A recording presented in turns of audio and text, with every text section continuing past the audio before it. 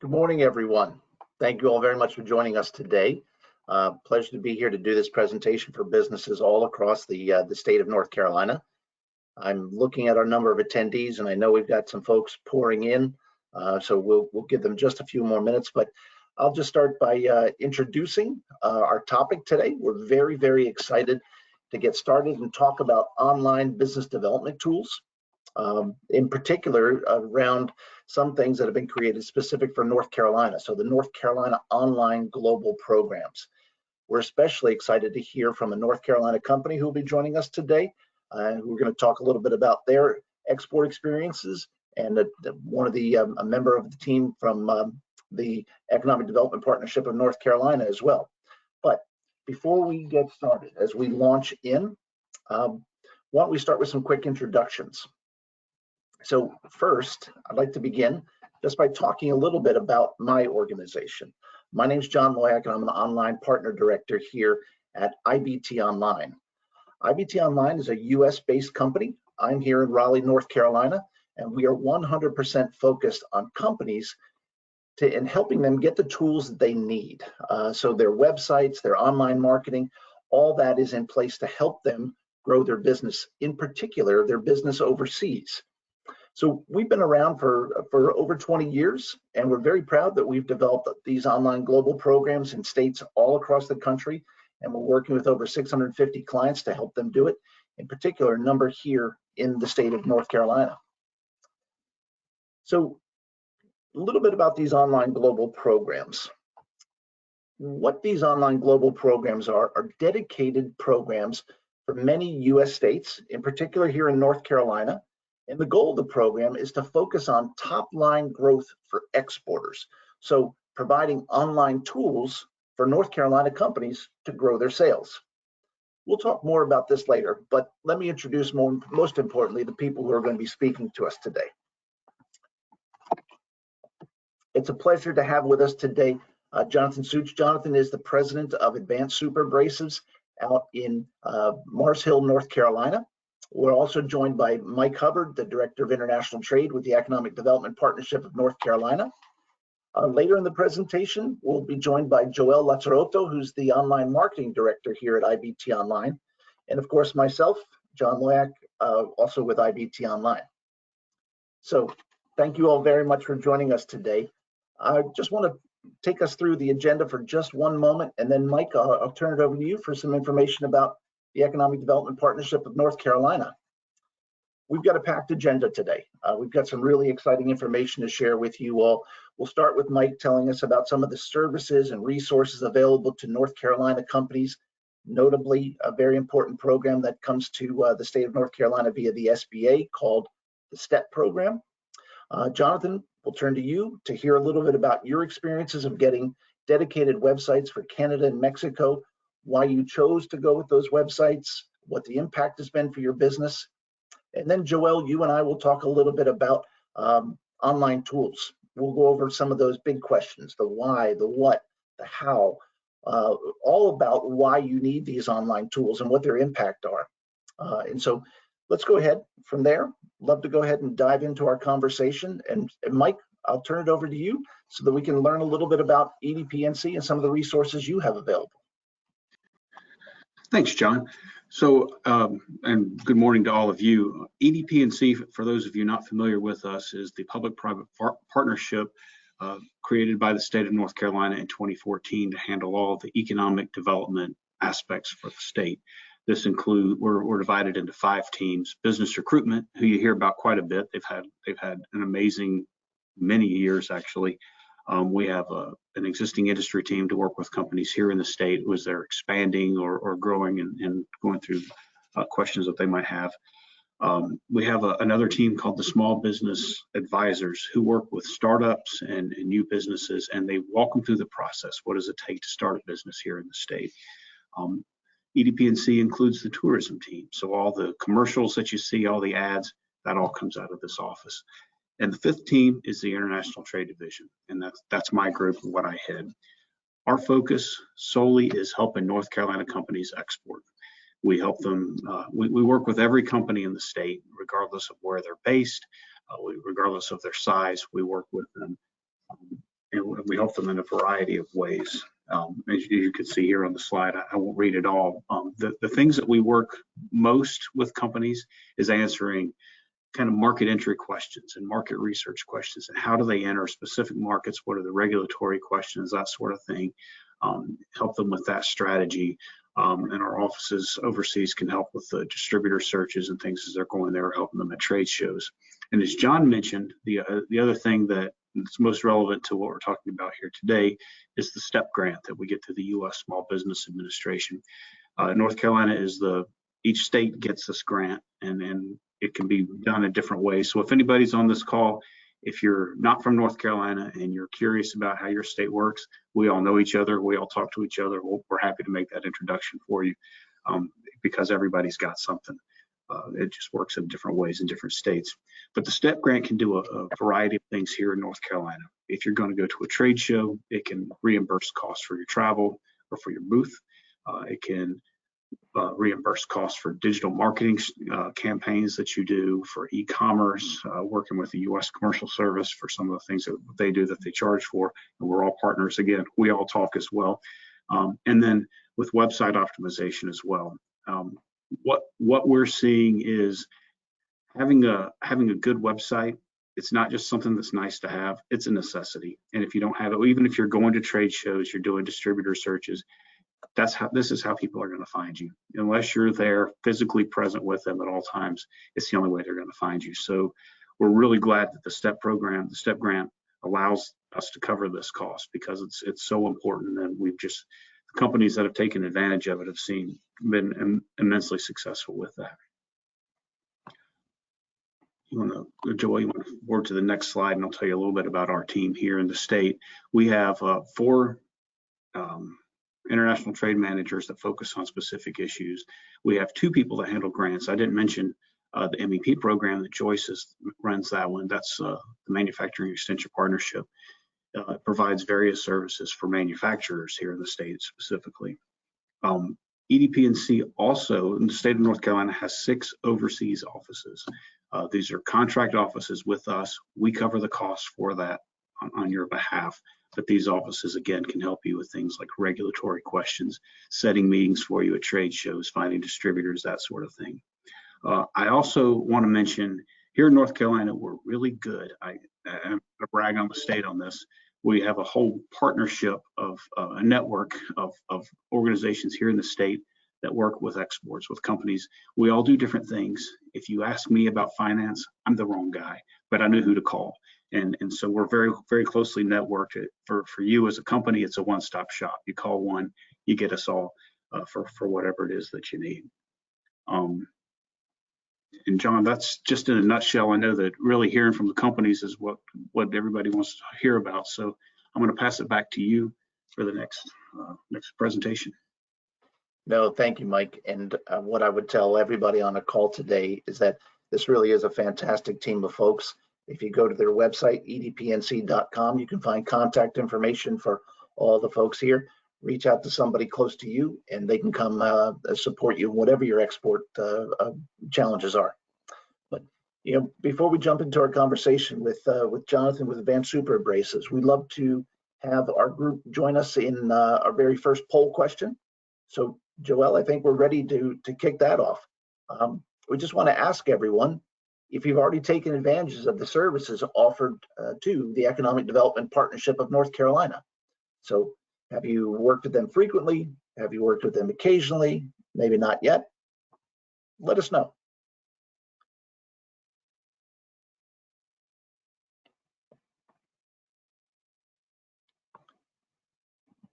And Joel, whenever those results come in, we can go ahead and turn things over to Jonathan to hear a little bit about Advanced Super Abrasives experience. Absolutely. I just wanted to say thank you so much. Very, very enthusiastic response. We're getting a lot of frequently, occasionally, a few not yet. So hopefully today was helpful. Let me go ahead and close that first poll, and very much. Jonathan, we'll hand over. Take it away. Thank you, Joel. Thank you, John. And thank you, everybody. Good morning. Yes, my name is Jonathan with Advanced Super Abrasives. You're probably wondering, what are super abrasives? What do you guys make? In short, we make grinding wheels. Good picture there on your screen of some of the products we make, and they do everything in everybody's lives that they have no clue about. If you got a dishwasher or a wash machine, then the little water pump is a little ceramic shutoff valve. Our wheels grind that. If you're driving your car today, a lot of our wheels are used in the manufacture of cars or planes or medical devices. So I like to tell people nowadays, if you received a COVID shot and the needle went in your arm and it didn't hurt, you're welcome. Our wheels ground the needle tips that go into everybody's arm. If it did hurt, it was a competitor's wheel, and I'm sorry, we'll have to talk to that vendor for you.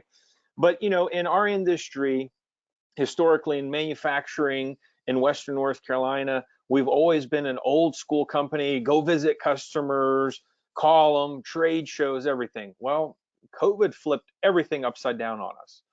And you know, we have worked with EDPNC for years. I mean, we really have, and they've worked with us with STEP grants to go to trade shows, to do different things, to do the things that we normally would do.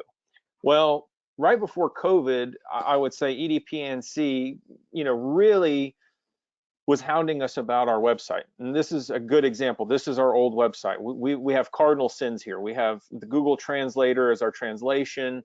You know, the website is just old, outdated. It's not inviting. It's a typical manufacturing website. Here's some basic information. Call us. We want to go visit you, because that's the way we've always done business. I mean, since 1993, that's what we did. I remember, you know, when we first wanted to do a website, we had to really talk to people, you know, the powers that be, to say, hey, we want a website. And they were like, why? You know, we call people, we go visit people. We don't need a website. We don't need Twitter. We don't need Facebook. We don't need anything. Well, guess what? You do need all those things if you're going to do business in today's world, especially if you're a manufacturer, because today's engineers and tomorrow's engineers, they're looking online for you. They're not going to a trade show to hunt you down at a booth.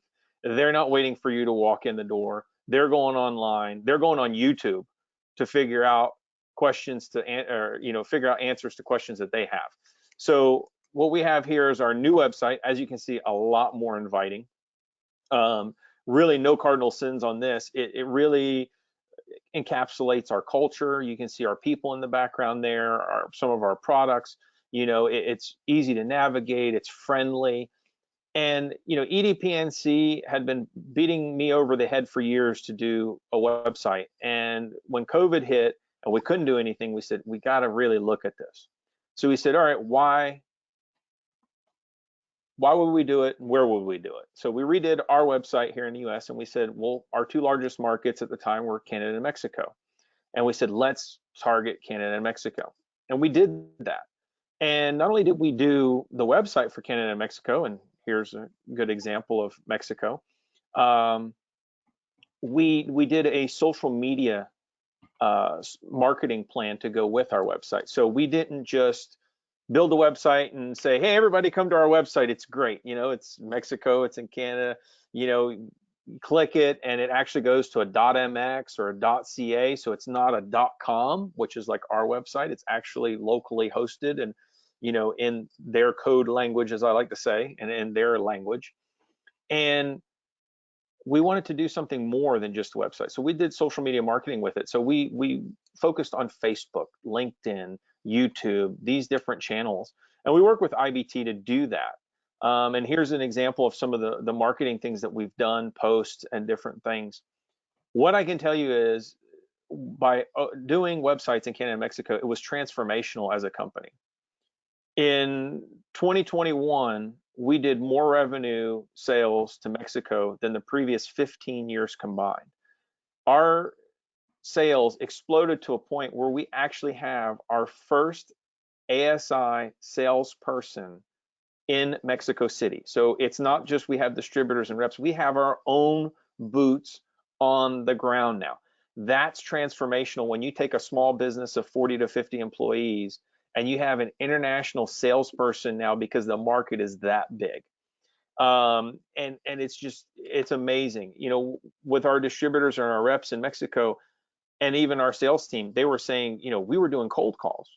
And when the website went live and we started doing these social media posts, we were getting 10 requests for quote a week.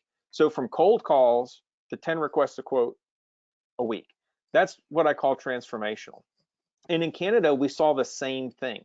Now, I warn everybody, Canada and Mexico are not the same.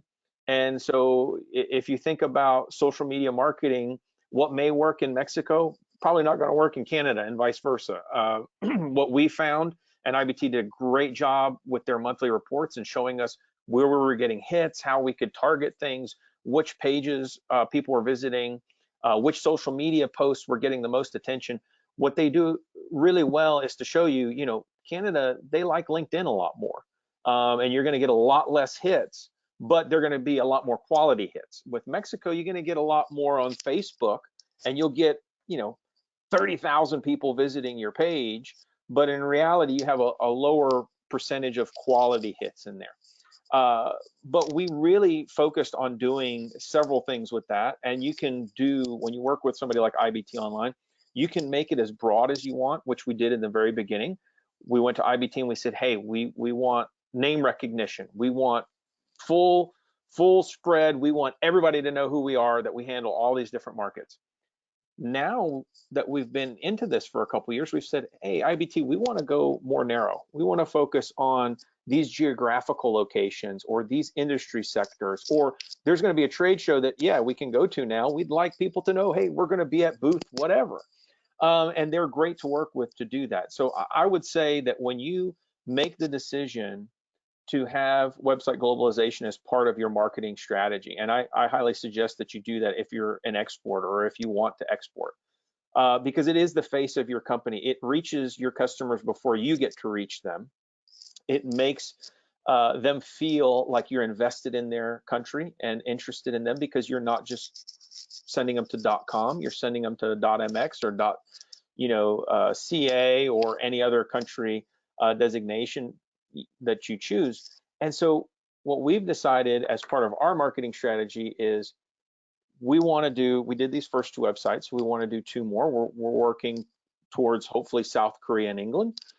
Again, 2 totally different markets. It'll be interesting to see how this all pans out.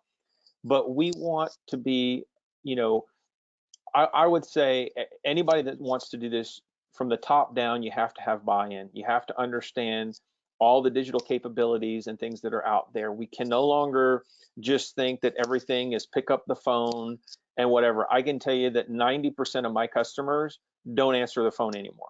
And they tell me, send me an email, send me a text, whatever, but calling them, you're not going to catch them at their desk anyway, because we're all shorthanded. So everybody's running around. So your website is a great tool for people to find you. I think it's imperative that anybody wanting to do exporting, that you think about website globalization as your extra salesperson that's working 24 hours a day, 365 days a year. You don't have to worry about travel or any of those expenses. You just have to keep your content up to date and keep things coming and going, so that you reap the benefits of this. And I can tell you from our perspective, we have tremendously been able to expand, hire new people. Like I said, we have our first salesperson ever in Mexico. With Canada, we saw an explosive growth of 25 to 30%, which that's huge up there, because they're very conservative in their purchasing. So I would just suggest anybody wanting to do this, please do it. Don't do it alone though. Please don't get a fly-by-night outfit. Don't go to Shopify or something and think you're going to build this amazing website globally and use Google and everything else. Use the experts like IBT, because it's more than just the website. It's also the social media. It's the keywords. It's very simple to do. One other thing I'll say real quick is you're probably sitting there going, this is daunting. Creating these international websites are daunting.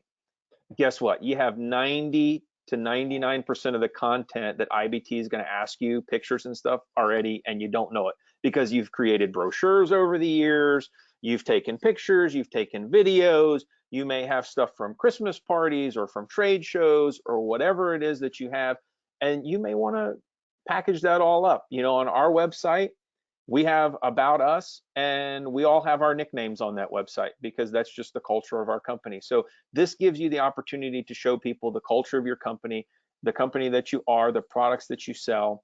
And I am not shy in that I have sent a lot of people that I know that are business owners to IBT, and I'm happy to say that 100% of them absolutely love working with their team. They're very happy with their websites, and I'm talking about rural small businesses in nowhere Kentucky to rural small business in nowhere North Carolina, me, because I'm in the mountains in the middle of rural nowhere, to companies in big cities, companies that brand names that you'll know, and you'll see in some of these slides some brand names that you'll know.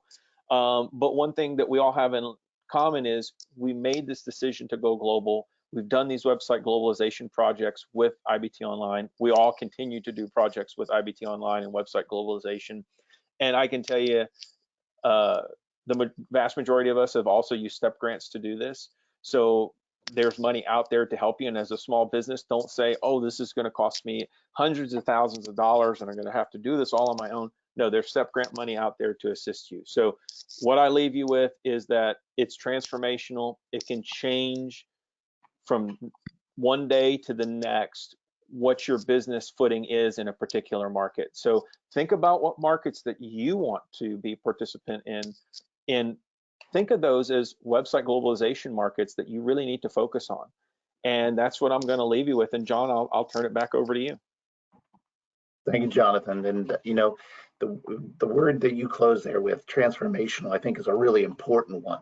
And what I'd like to keep this conversation going, number one, by emphasizing to folks that your international buyers, they want to learn about you. They want to learn. And so, Jonathan, you've got pictures of the team on the floor. You've got pictures of beautiful Mars Hill. You're showing the mountains. You're showing downtown Mars Hill. These are the things that people want to see, and it allows a business to really personalize their experience with their clients. And so it's, I think what you've done is tremendous. But I'd like to kind of continue the conversation and talk a little bit more about why do we need online tools? And in this, I think when you look at statistics, I think this can really be staggering when you consider, and again, I know a lot of people will tell me that we're not supposed to show lots of numbers on a PowerPoint, but these are simply so impressive, so amazing. I think that they were worth highlighting. We are, congratulations to us, world, planet Earth, we have recently crossed the 8 billion person mark. And so that number, our 7.99 there was actually became 8 billion about 2 weeks ago. Over 5 billion people worldwide, 63% are online, one way or another. Some 60%, that's 4.7 billion, are using social media. So the internet is a global tool. And for you, the North Carolina exporters, this is really good news. In almost all of your target markets, your customers, your prospects, your leads, your future distributors, your future employees, your future suppliers, everyone your business interacts with is online. And so you know exactly where to find them, and they know where to, but making sure that they can find you is the challenge. I couldn't resist a few more stats. Please bear with me on this, but I think these are really impressive too. These stats spotlight what's happening in social media across the globe.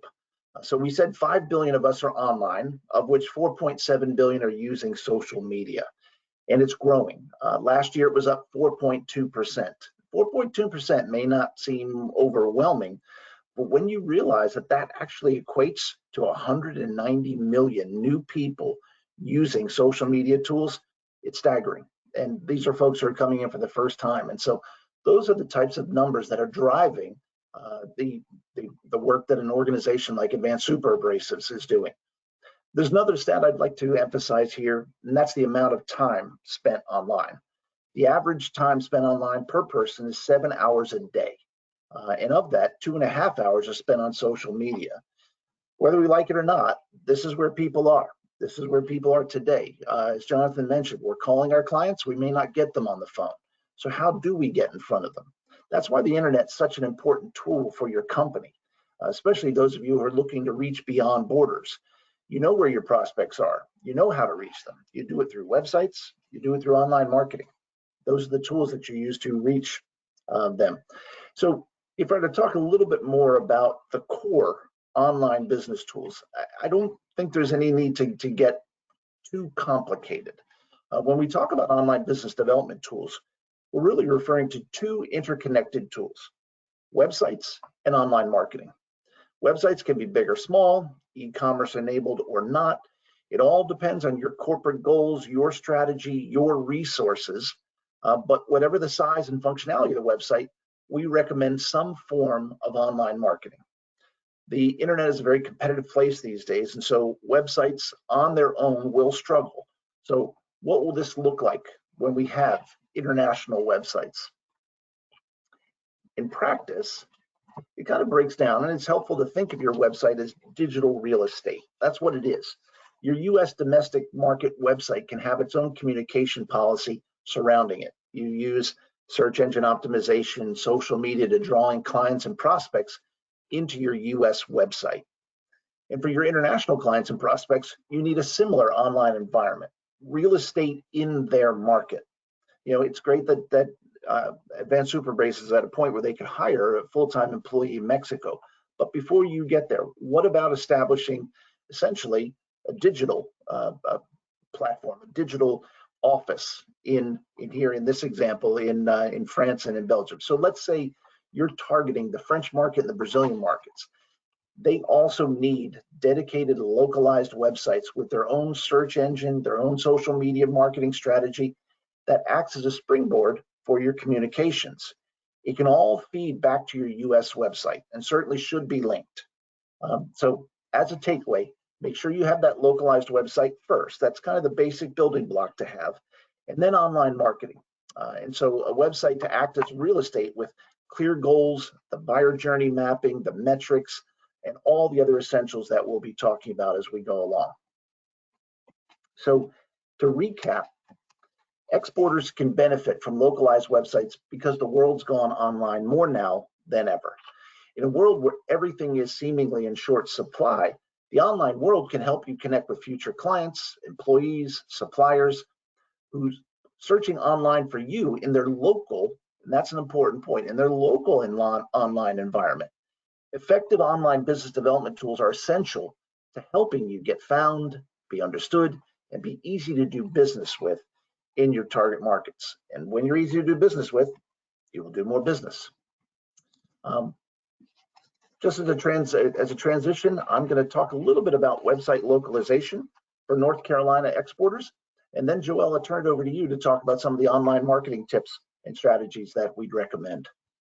To begin, a typical question we get is, why can't I use my existing website? Why can't I just add a few Spanish language pages to my US website and hey, presto, reach all of Latin America? Unfortunately, it doesn't work like that. The answer is that all search engines, whether it's Google, Baidu, even Amazon and YouTube, they're all localized. That means they are searcher centric. So making a person searching the priority, that's what's relevant to them. That each one of them, this is exactly what they do. So you're targeting the German market, for example. Well, your prospective buyer will be logging into google.de, and they'll be searching in the German language. They'll want to see measurements in metric. They'll want to see currencies in euros. They'll want to see case studies that are relevant to them. So think of the search engines like Google as a lot of different country-specific localized search engines delivering results that are hyper relevant to the searcher. Google itself has 192 country or regional specific search engines. So if your couple of additional pages to your website are not highly relevant to that targeted audience, you're pretty well invisible. So this is why we say this is important. I just want to give you a perfect example here. Here's a funny little practical example of how country-specific Google's produce results that are relevant to each specific user. Joelle is in the UK. I'm here in North Carolina. We both have dogs who love to play with squeaky toys in the background when we're on our calls. So let's say we both decide we're going to search for squeakless dog toys. Logically, we're both going to jump to Google. Google provides results that are relevant to each of us. So I got chewy.com, I got amazon.com and Yahoo. You see my results there on the left, and all of that is very relevant content for me. However, Joelle got things that I've never heard of before, like lordsandlabrador.co.uk, barksandbunnies.co.uk, and even amazon.co.uk. That's specific to her. So same search on a different Google search engine gives us different results. So here I've listed the top 10 criteria that we use to determine what you will need to really call this a localized website. Note that language is just one of the criterion. Just as important is your domain name, the hosting, the regulatory environment. A lot goes into a localized website in order for search engines to find it relevant to your prospective customers so that you'll be found, you'll be understood, and you'll be easy to do business with. I think the one I'd like to call out here is mobile enabled. It's extremely important because what we're finding is the majority of people who are searching on the internet are using a mobile device first. So very, very important part of that. I'd also like to talk a little bit about keyword optimization. One of the main things you need to make sure is that your keywords resonate with your local buyer persona. In this example, we're using car, which can be translated into Spanish in at least two ways, auto and coche. If you're a company that sells car parts or accessories into Mexico, you need to make sure that you're using auto in your translation instead of coche, because only 27% of people who are searching there use coche versus the more popular auto. On the other hand, if you're looking to sell into Spain, you definitely need to use coche in your website and your social media, because that's the word that they use to search for cars. Just one little fun fact, a little side note, in Guatemalan Spanish, coche is the standard word for pig. Just a couple more slides for me, and then I'll turn things over to Joelle. We heard from Jonathan earlier about how ASI used the NC Online global programs to get international websites and how that helped him build sales into export markets. But this is a journey that many North Carolina companies have already taken. It's a very well-trodden path, including companies that focus on B2B or B2C, some that go using e-commerce, some that have dedicated in-market partners or even on their own. And so it's something that really is, depending on the situation and what your company uses, can really suit the needs of your business, regardless of what your approach is. Finally, I just want to make a quick mention just to say that the North Carolina programs are there for you. What we refer to as the North Carolina Online Global Programs are here to help make the internet work for you globally. We'd love your company to get these online business development tools. And as Mike and Jonathan both mentioned, there are grant opportunities that will support the building of some of these things. But these are the things, and just as I mentioned, this is kind of the basic building block needed to really launch things. So with that, Joelle, I'm going to turn things over to you. And I believe we have another poll question before we make this transition. John, thank you very much. And indeed, let me just launch the next poll. And here, before we go on to the marketing, we'd just love to know from our attendees, if anyone, you'd like to learn more about website localization and the North Carolina Online Global Programs and grants, obviously supported by everything that we've heard earlier about the EDP&C. So I can see a few of you have requested, yes, please. That's fantastic. We look forward to being in touch with you very shortly. So we're getting some very good responses. I'll leave this open for a few more seconds. I can see very good response rate. So I give everyone not to point any fingers. I can't see who hasn't, but just leave it open for a little bit longer. And then we'll move on to having a look at international marketing. I know that Jonathan has already given us some ideas of what has worked for ASI, and I'm just going to go and touch base on a couple of other elements that could help when thinking about your global strategy. Let me close this poll for now. Fantastic. And we'll move on to the next stage. We forgot to say at the beginning, but we have a Q&A at the end. So if you have any specific questions you'd like for us to touch base, please do put them into the question box, the Q&A, or the chat, and then we'll curate them all at the end of this session. So we very much want to hear from you and answer any questions that you might have. But first, let's dive into international line marketing for North Carolina exporters. And before going into too much details, I just wanted to start from the top a little bit and remind ourselves that online marketing really is a fantastic way to bring that brand awareness and build up the leads that you need to then convert into sales. So whether you look at B2B, lead generation, direct e-commerce, marketing can really give you that event, as we say, that exposure that you need. So one thing to remember as we frame this presentation is that online marketing is all about creating what we'd call a digital event, whether it's an ad, an organic social media post, a blog on your website, an interaction with a call to action on your website, a request a quote. All of those elements drive the buyer's journey. So from someone becoming aware of your brand and your products to someone learning more and understanding why they should be working with yourselves, up until the point where they're ready to have that conversation or to purchase on your website or maybe through a local distributor. So marketing is layered. I always say there is so many things to keep in mind, and one of the most important, even before you get started, is to understand and to know who your buyer persona is and how this differ from your domestic persona, because it's very likely to, and it would even push to the point that it probably should be different to your domestic persona. Here I've highlighted a few elements, a few questions to ask yourselves. For example, are there multiple buyer personas in my export markets? How do they find me? How do they engage with me?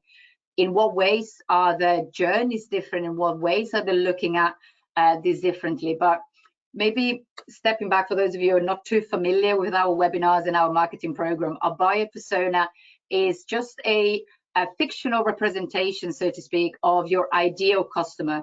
So this is based on statistics, on data, on demographics, but also on real data about your current customers, current partners, everything that you know about who engages with your business, who you're trying to reach.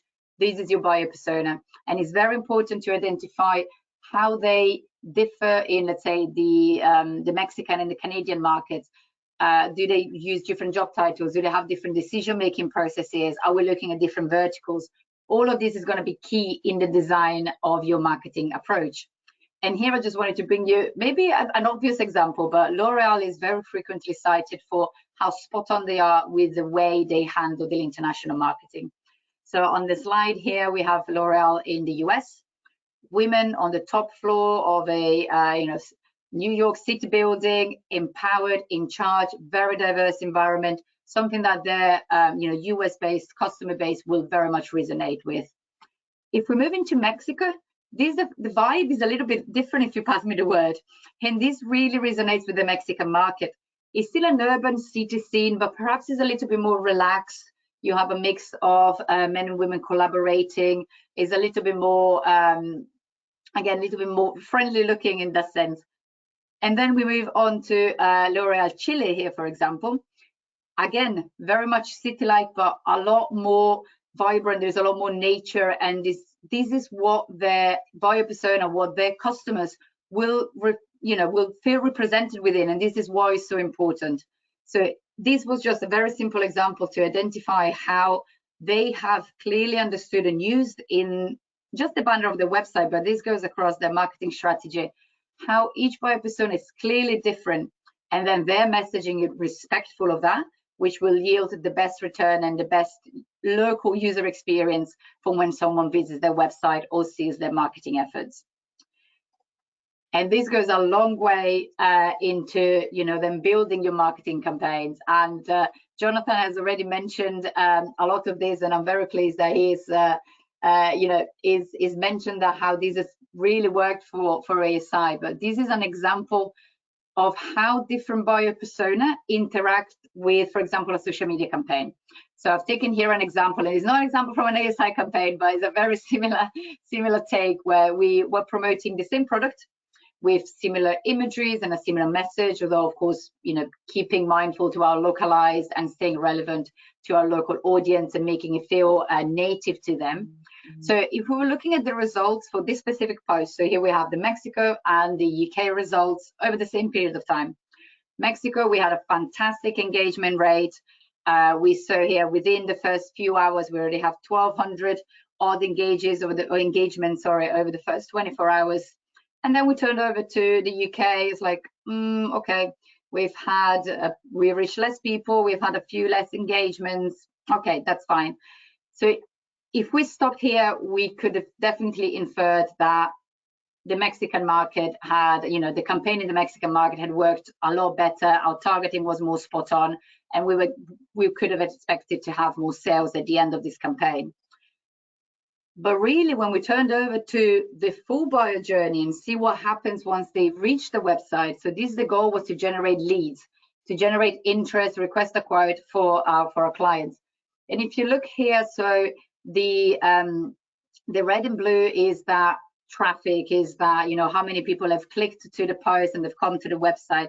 And then we move on to the other two metrics, people that have looked to purchase and people that have then requested a quote, is a lot more similar. You could say that maybe the UK is actually edging ahead a little bit.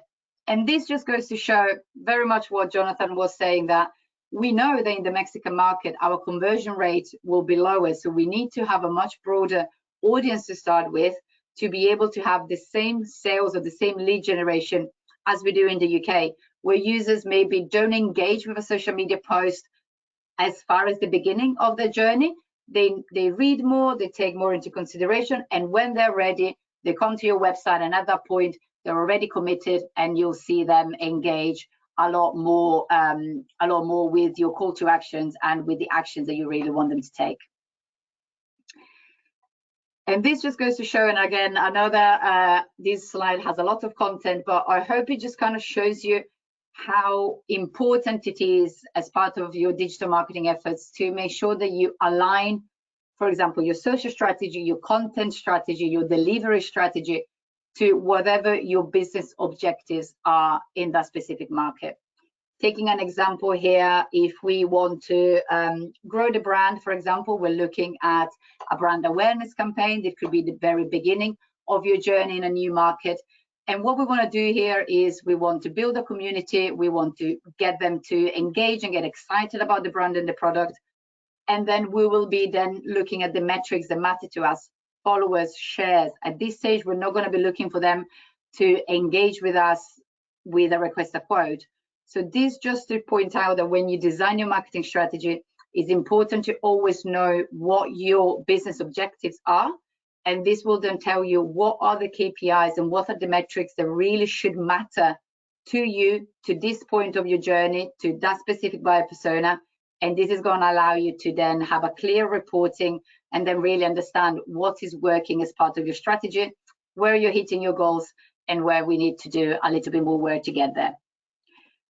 And on this slide, I really just wanted to show some examples here, how does all of that data, all of the buyer persona really tie in with the real side of things. So here very much is just, an example of a top brand awareness campaign on social media. Video is a fantastic tool, for example. And here what we wanted to achieve is engagement, shares, and comments. So what we did is we set up a very clean, a very simple, organic and paid strategy, just sharing some videos, and then really getting people to get excited about the brand, excited about what they love, and then come to the website, follow the page, and come to the website when they're ready. And success is very much, tied to your return on investment. At IBT Online, we really understand that for companies and manufacturers and exporters, return on investment is key, and we always want to make sure that you're able to see that as part of your localized website, working in tandem with your marketing strategy. So once you set your objectives, then is what's going to allow you to define your goals, choose your metrics, and then analyze, learn, and very much start tracking that return on investment. It doesn't happen overnight, unfortunately, but all of that, making sure that you have a cohesive strategy that works with your localized website, makes it feel local, works the ads, get people excited about your website, your brand, and your products, is very much what's going to drive conversion. And being able to measure that, being able to measure your KPIs, is what's going to demonstrate what is working, what's not working, and where the successes are coming from. I know I went through this a little bit quickly. I do want to save some time for the Q&A. I've got a couple of next steps and takeaways, but before we move on, I'd just like to launch one last poll for today and just see if there is anyone in the audience today that might be intrigued to hear more about the online marketing program, and of course any grants associated with that as well. But we are here to help and to really take that next step once the localized website is in place, or even, you know, domestically at this point. Marketing is sometimes a difficult kind of beast to get your head around, and it needs some support. So we'd love to you know, to discuss this further, and I can see there are a few people that have requested to be contacted, which is fantastic. I look forward to getting in touch over the next few days, and I'll just close this poll for now, but that's fantastic. Thank you so much, everyone. Excellent. As I promised, I want to keep some time. I can see the questions are starting to come in, so I want to keep some time to make sure that we get back to you all. But let's dive into just some quick takeaways from today's presentation. And again, I take this opportunity to thank everyone again. But the first is very much that the world is online, and online gives you that fantastic platform to reach those 5 billion internet users 7 hours a day, but also to have a platform that works 24/7, 365 days a year. Whether you're on the shop floor, you're out talking to customer, your website and your marketing strategy are out there working for you. So localized websites, online marketing can be your best international reps. Make your website work for you. Don't work harder than you should. Make your website and make your marketing strategy help you to go global by going local. So this is very important to keep in mind. To grow your global exposure, go local. Make sure that you think for your local audience and you reach them on the platform and with content that they want to be reached at. A few things about how to build the best relationship with your, we said, the international buyer persona, which might be different to what you are interacting or you think you're interacting with your domestic persona. So set your objectives. Where are you at in your journey and what are you trying to achieve? Define your buyer persona. Who are they? Where are they? How do they engage with you? Define your KPIs again. Are we looking at visitors on the website? Are we looking at leads? Are we looking at maybe even direct contact with your trusted partner or your office in your local market, or e-commerce sales? Choose your platforms. We didn't quite go into as much detail today. We have dedicated resources on our website, so please don't hesitate to go and check them out. Defining your buyer persona is going to help you define your goals, and that is going to help you define which platform you should be using to reach the buyer persona. And that will then inform your strategy. What ad copy do you need? What kind of images? Can you use videos? Is a GIF the best way to reach your buyer persona? Very much depending on your strategy. And one of the things, please always make sure that you have some strong reporting on that. And I know this is dry. I know this is not the fun part of the marketing programs, but data analytics, tracking, refining, and very much being able to look at what is happening on a long term as well as on the short term is key. Rinse, lather, repeat is where the successes are going to come from in your international marketing programs.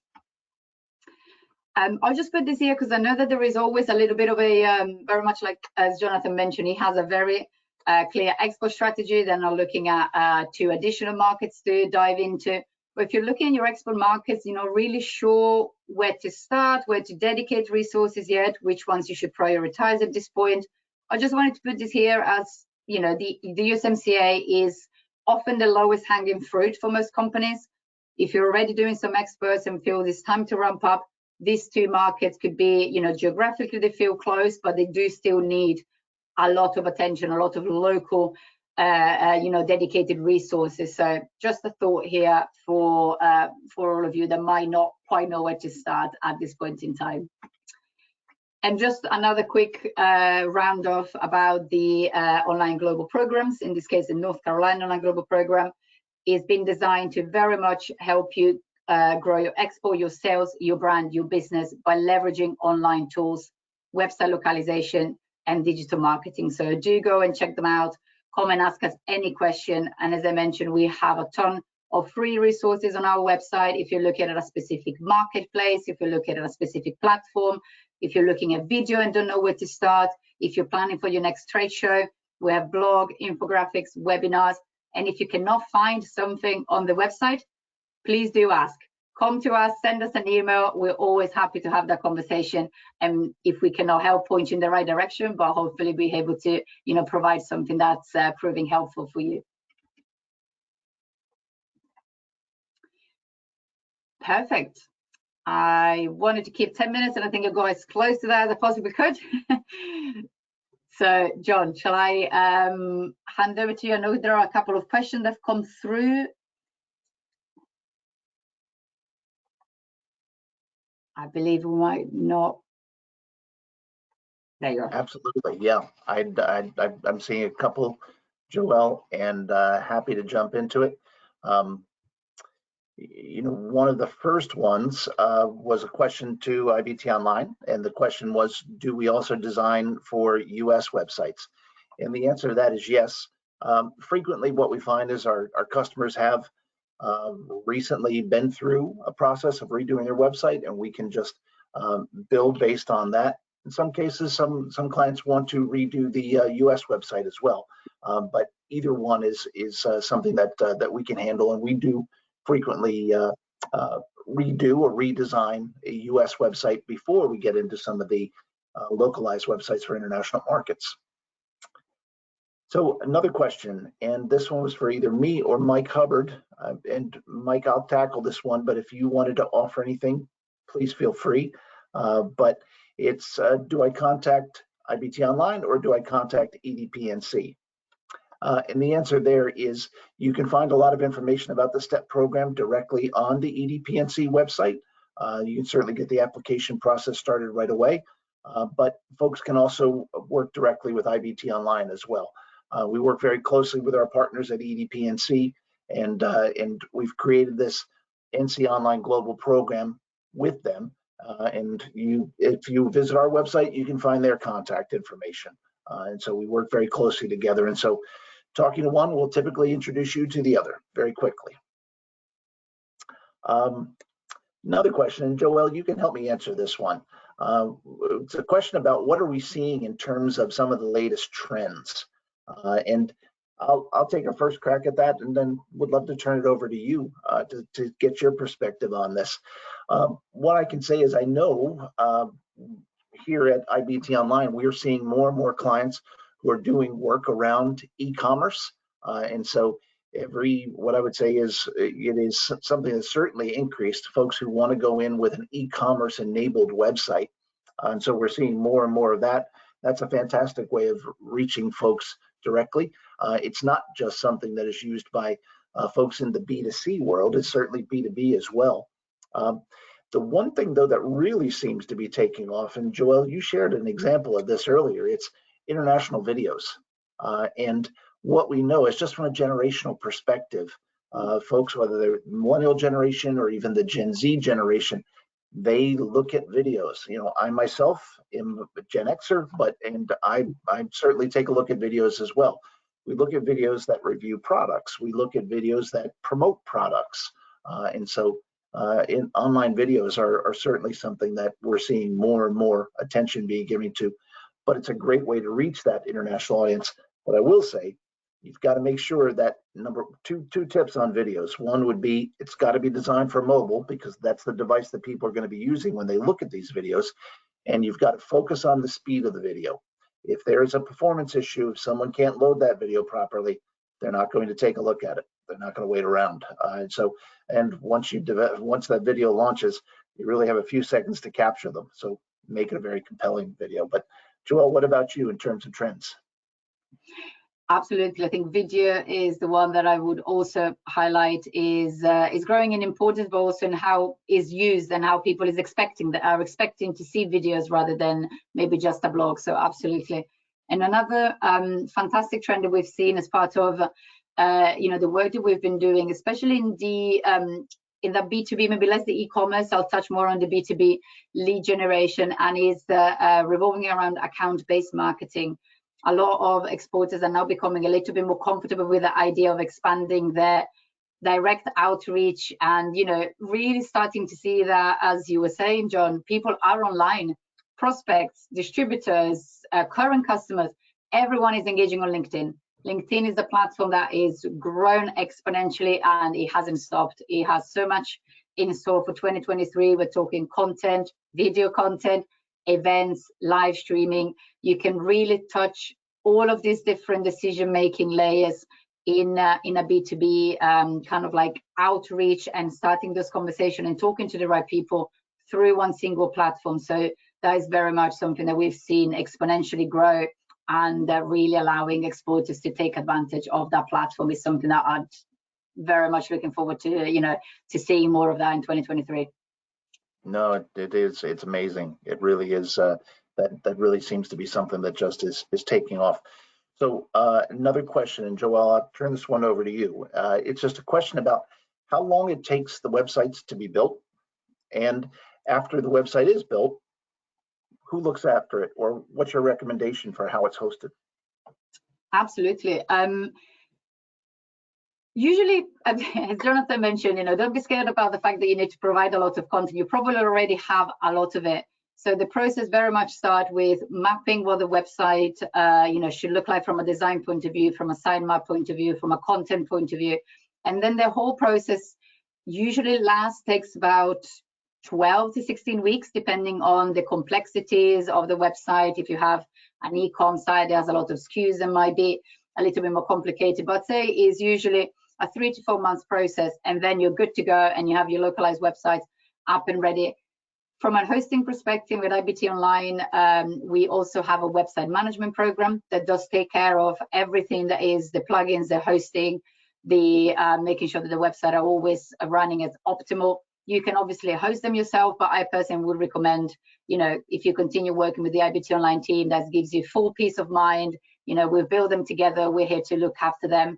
And then why not, if you enroll onto decide to give it a little bit of marketing on the side as well and work with the online marketing team, that is also going to be part of the marketing program to make sure that the website remain indexing correctly. We have the search engine optimization process. So the website is, I would say, is a moving creature.